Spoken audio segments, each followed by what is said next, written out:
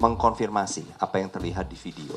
Jadi bukan seperti statement yang dinyatakan oleh Komandan Kodim Boyolali.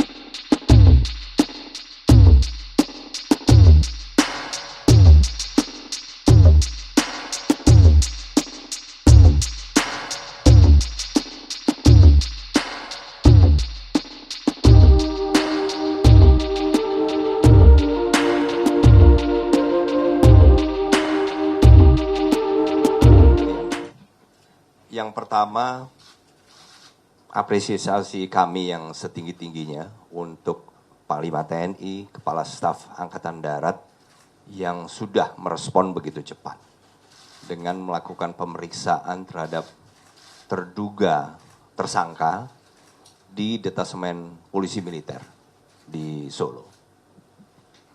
Tetapi memang saya ingin menyoroti salah satu bagi saya adalah potensi kelemahan, yaitu statement dari Komandan Kodim Boyolali.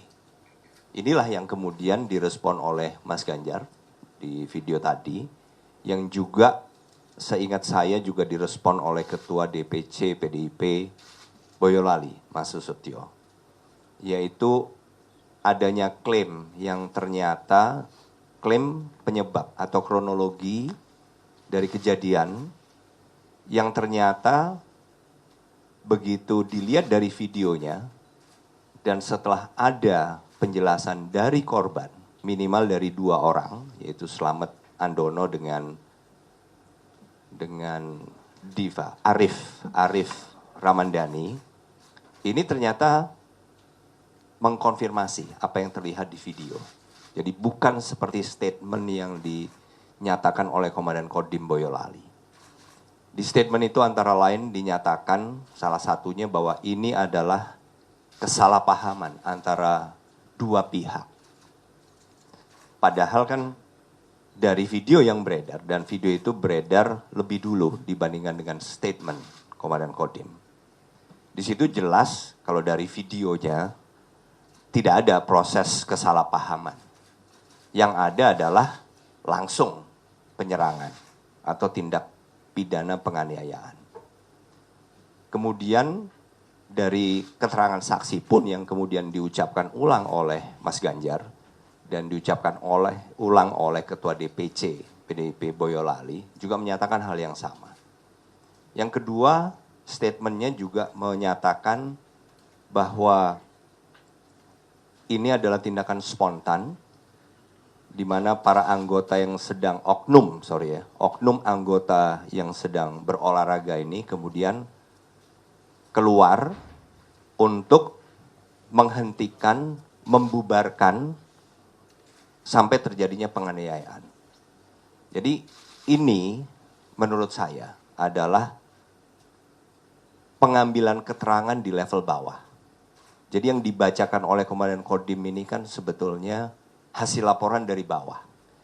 Kalau Kompi B, Batalion 408 Raider ini berdiri sendiri, berarti memang dikomandani oleh seorang komandan Kompi.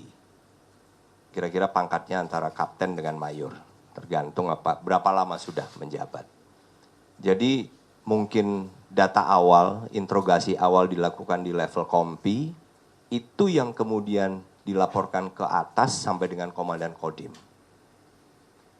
Jadi kapasitas dari Komandan Kodim pada saat mengumumkan sebetulnya kan bukan sebagai atasan dari yang melakukan tindak pidana, tetapi lebih sebagai atasan yang berhak menghukum. Jadi bukan bagian dari mereka yang melakukan pelanggaran, bukan. Tapi sudah menjadi bagian dari proses penegakan hukum.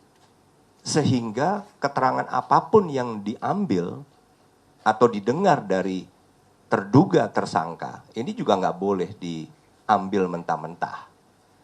Sehingga nggak nyambung antara apa yang disampaikan sebagai kronologi, bahwa akan menghentikan, kemudian membubarkan, yang itu semua juga bukan sama sekali bukan kewenangan seorang anggota TNI.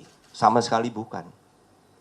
Jadi dari sini terlihat ada hal di mana atasan yang berhak menghukum yang kebetulan mengumumkan, tetapi kan yang diumumkan itu menjadi statementnya, bukan lagi menjadi statement para tersangka.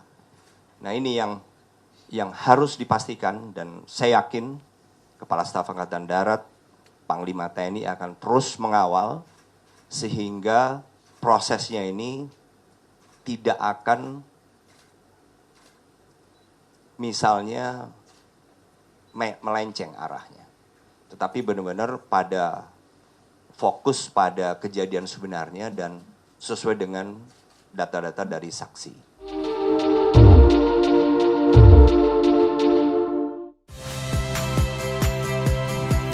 Saya Cynthia Rompas. Saksikan program-program Kompas TV melalui siaran digital, pay TV, dan media streaming lainnya. Kompas TV, independen, terpercaya.